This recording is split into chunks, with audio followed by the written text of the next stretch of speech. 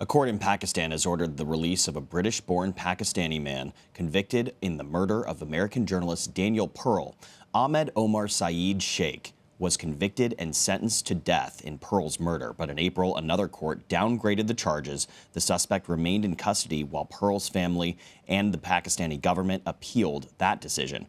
Pearl was a reporter for the Wall Street Journal. He was abducted and killed in 2002 while investigating Pakistani militants. A gruesome video that shocked the world of Pearl's beheading was later sent to the U.S. consulate. Joining us now from London is CBS News foreign correspondent Imtiaz Tyab. Imtiaz, thank you so much for taking the time to break this down. Why did the Pakistani government decide to release Ahmed Omar Saeed Sheikh, and why now? Hey, Tom, good to talk to you. And yeah, some very grim news for Daniel Pearl's family, indeed his loved one, his former colleagues, and really anyone who knows him, to hear that the man Pakistani courts have convicted for so brutally killing him will likely be released, possibly within 24 hours. Now, it needs to be said that it wasn't the Pakistani government that made this decision. This was a court in Pakistan that made this decision, the Sindh High Court, which is the southern province of Pakistan. It made that ruling back in April, saying, basically, essentially commuting this sentence, saying that Mr. Sheikh was essentially charged with a crime that he didn't commit. They say that he was only convicted, or he should have only been convicted of kidnapping charges, which only holds about 7 years of sentence and should be released immediately.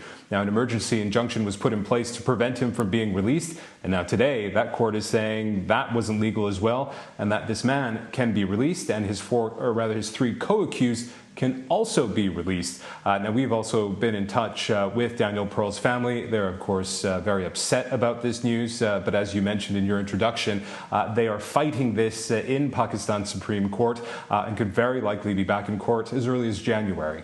Well, the death of Daniel Pearl was so horrific and shed light on the danger journalists face while trying to report news in certain parts of the world. What reaction are you hearing from other journalists about the release of this suspect? Yeah, Tom, this is obviously really upsetting. I was based in Pakistan for several years. Daniel Pearl is not someone I met, but his name and his shadow he cast a very long shadow over the very dangerous reporting over the many years that people have done in a place like Pakistan, where Al-Qaeda for many years had a very strong foothold. And that was essentially what Mr. Pearl was doing in Karachi in 2002. He had a contact that he was going there to meet. That, of course, was Mr. Sheikh, and he was then beheaded. But the reality is that even though the Pakistani government at the time wanted to make a big show of the arrest of Mr. Sheikh, saying that they were supporting the war on terror, as it was called back then, and that they were serious about terrorism, which is why they not only arrested, charged, and convicted Mr. Sheikh and sentenced him to death, frankly. Since then, there has been an investigation by Georgetown University. Around 100 or so students, academics, forensic pathologists, forensic scientists have also been taking part of this study. And a couple of years ago, they made a determination in that very gruesome video in which Daniel Pearl was beheaded in. They say that the actual killer himself could very likely have been Khalid Sheikh Mohammed. Now, for those of you who recognize that name, that is a man who is currently in Guantanamo Bay and is understood or widely believed and certainly has admitted to being the mastermind behind the 9/11 attacks. Now, as part of this investigation by Georgetown University, they were able to match the hands and essentially the veins in the hands of KSM, as he's known, to other photos of his hands. And they say that he was the one who essentially carried out this killing. Whatever the case, that doesn't change anything here. Daniel Pearl is dead, that the people behind it were in prison, but it looks like at least the person who lured him to Karachi, Daniel Pearl to Karachi, will very likely be released from prison again within 24 hours. The story of Daniel Pearl is something that is taught in journalism classes as a real turnkey moment and an example of the danger of reporting in global hotspots. How has the safety changed for journalists who are brave enough to go into these hotspots and tell those stories?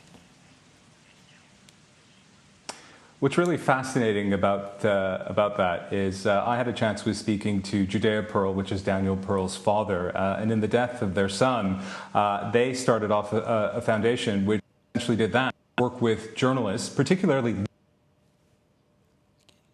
reporting in some of the most dangerous places in the world, not just in Pakistan, but in places like Syria, in places like Iraq, really all over the world where we see conflict. We as Western journalists very often depend on their journalism to tell our stories, and they take extraordinary risks. And so the Pearl family has very deeply supported these initiatives, certainly in a country like Pakistan, which has one of the worst records for press freedom in the world. We have cases of journalists essentially being disappeared, some being tortured.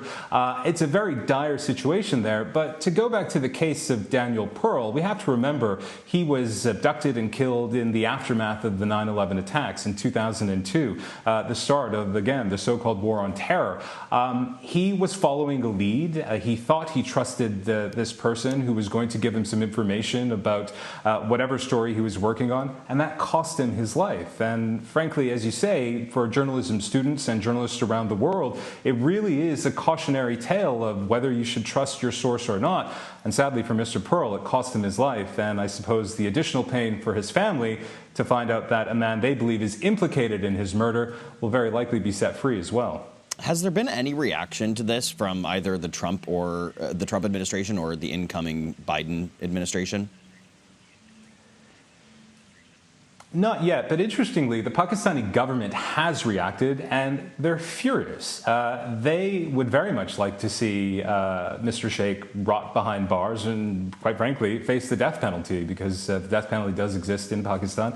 And they recognize that the fact that he's been released by a lower court is bad for Pakistan, and is something that they want to correct. But again, some could argue in Pakistan that that's really just for Western eyes, if you will, given the terrible nature that Pakistani journalists face every single day that they try to report on their government, they try to report on the military, or indeed militants within their country. Now, at this stage, we haven't heard from the Trump administration or the Biden administration about this decision by this lower court. But as we've been saying, that there is a legal case before Pakistan Supreme Court. There are two separate cases here. One is by the family of Daniel Pearl, and the second is by the government of Pakistan, both arguing essentially a similar thing, which is that these men should remain behind bars. They are guilty, at the very least, of being part of the plot to kill Daniel Pearl, and they should stay in jail and not be released, as this lower court has ordered them to be. We'll be watching this story very closely as those developments continue. And hats off to all the brave journalists out there who are willing to risk their lives to tell stories that are so important to be told. Imtiaz Tyab, thank you.